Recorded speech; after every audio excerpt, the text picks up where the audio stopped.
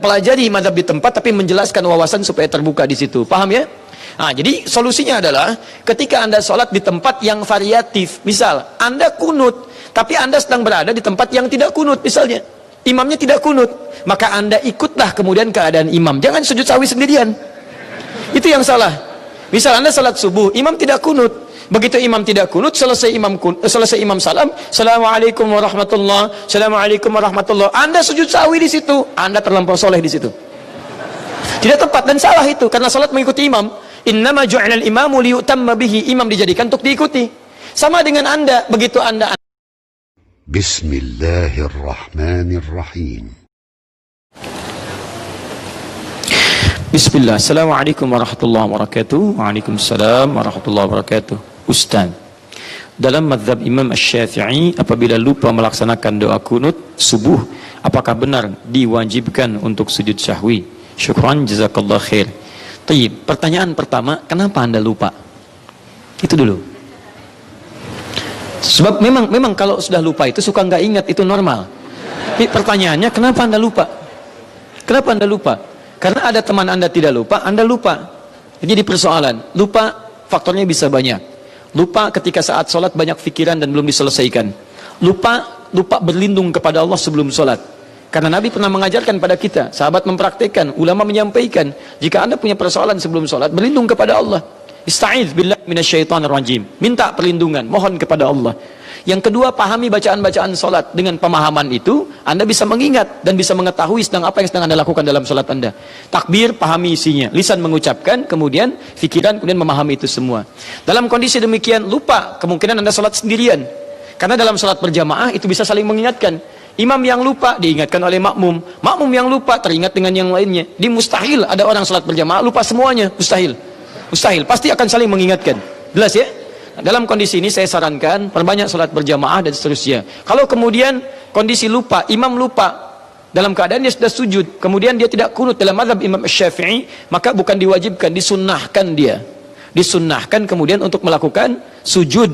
Ya, sujudnya apa?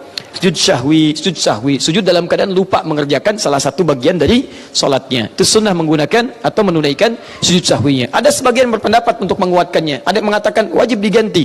Ya, wajib diganti itu pada rukun. Kalau kunut itu bukan rukun, kunut itu bacaan tambahan, sunnah. Maka hukumnya sunnah diganti. Jadi ketika Anda misalnya lupa, hukumnya sunnah, kemudian ganti dengan sujud sahwi di akhir rakaat. Di begitu selesai, kemudian sebelum salam Anda sujud sahwi.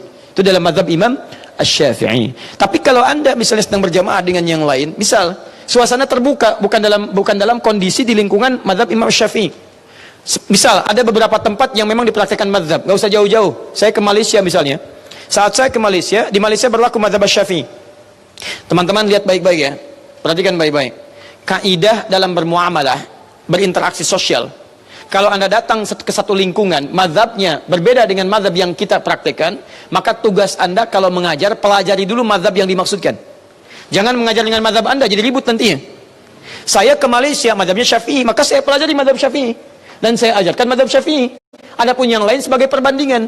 Misal saya katakan, Bapak, Ibu sekalian, Makcik, Pakcik, saat kita salat subuh ada kunut di situ. Pendapat Imam Syafi'i kunutnya begini, bacaannya begini. Tapi kalau Pakcik, Makcik main ke Indonesia, misalnya berkunjung, Anda dapati satu daerah tidak menggunakan kunut, itu tandanya bukan dia tidak salatnya sempurna. Tapi ada nanti pendapat lain. Misal pendapat di mazhab Maliki yang kunutnya sebelum ruku. Ada yang pendapat mazhab Hanafi yang dia tidak kunut, dalilnya ini.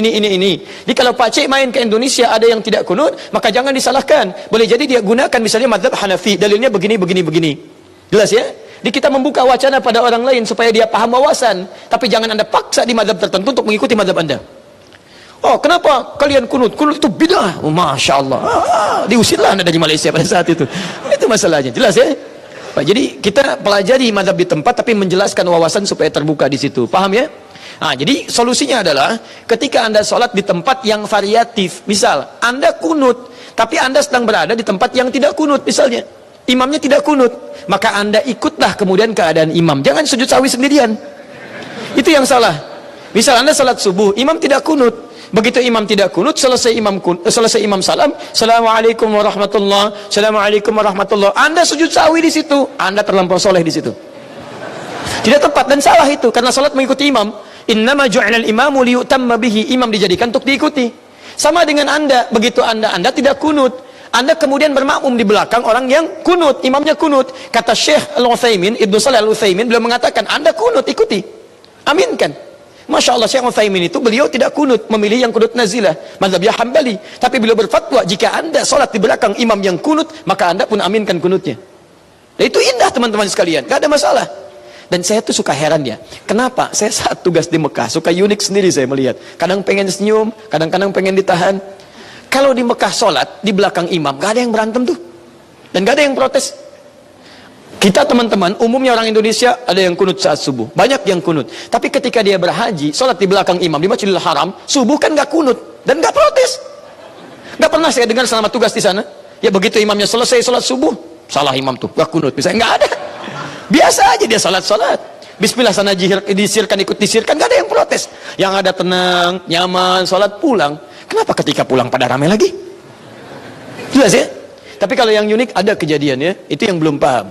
Begitu imamnya disirkan, langsung baca hamdalah, alhamdulillahi rabbil alamin. Imam Muhammadiyah tuh. Masya Muhammadiyah. Muhammadiyah cabang Masjidil Haram. Nah, ini itu sudah pernah saya jelaskan ya. Jadi jelas ya, jelas jawabannya. Kalau Anda memang mengikuti mazhab Asy-Syafi'i, maksudnya dari jalur Imam Asy-Syafi'i, bukan kelompok tapi jalur Imam Asy-Syafi'i, Anda kunut salat sendirian, Anda lupa, maka Anda tutup dengan sujud sahwi.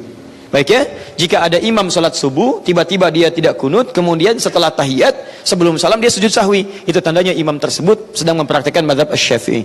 Maka ketika dia sujud sahwi, Anda ikut sujud sahwi.